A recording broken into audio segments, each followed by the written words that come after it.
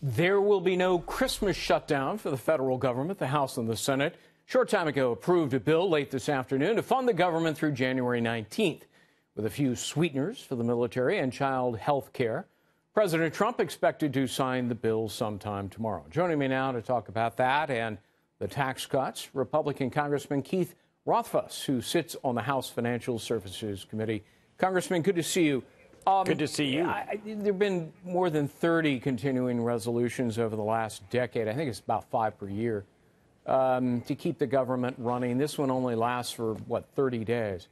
I mean, it's kind of like popping a Rolaids. You know, it's good for a couple of hours, and then you're suffering indigestion. Doesn't something need to be done longer than 30 days? Absolutely. This has been a very frustrating process. You know, I've looked at this issue since before I ran to Congress. I think the last time everything was done on time was 1996, where all appropriations bills were passed by September 30th. You know, this year, the House actually did the work by September 30th. Unfortunately, the Senate did not. It's stuck in the Senate. This has been a very serious issue for our defense budget, making sure that our defense planners have the resources. We have people out in the field. I made a trip to the Middle East right before Thanksgiving. This is a very serious situation. It's very frustrating to see Democrats holding the defense budget hostage, demanding more spending, dollar for dollar, or whatever their formula is.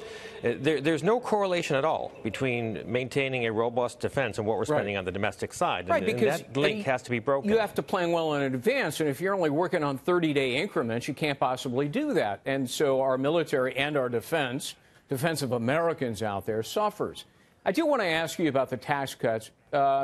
Democrats continue to decry this, but Republicans say 80% of Americans will see tax relief. And, of course, Congressman, we've already seen a bunch of major companies start cutting checks, $1,000 checks to send out to their workers as bonuses because of this. Doesn't that undermine the Democrats' claim?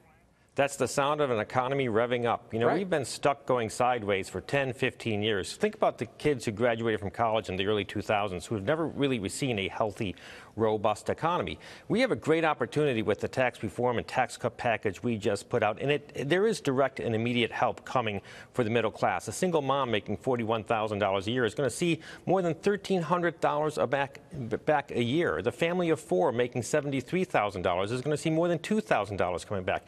And then you have the economic growth that's going to kick in. And we're already seeing that when you see companies willing to make substantial investments in infrastructure that we saw from Comcast and AT&T yesterday, $1,000 going to employees. This is great news, and it's the beginning of making this country prosperous again.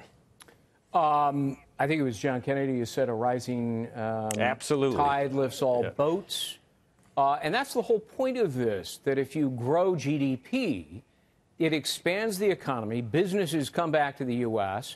They began to invest in their own companies, expanding those companies, raising wages, hiring more employees, and the economy becomes far more robust. And in the long run, isn't it true that the Treasury benefits as well with increased revenue? It's absolutely true. It happened in the 1960s. It happened in the 1980s. It actually happened in the 1990s under President Clinton and the Republican Congress. Remember when President Clinton promised a middle-class tax cut in the 1992 campaign, and he got to Washington and said he couldn't do it? Well, when Newt Gingrich came to town in 1994, they actually did that middle-class tax cut. They cut capital gains, and the revenues to the Treasury went significantly up and into surplus. The rising tide does lift all boats, and that's what this tax bill is all about. All right. Congressman Keith Rothfus, thank you so much for being with us tonight. Appreciate it. Hey, thank you, and Merry Christmas. All right, you too.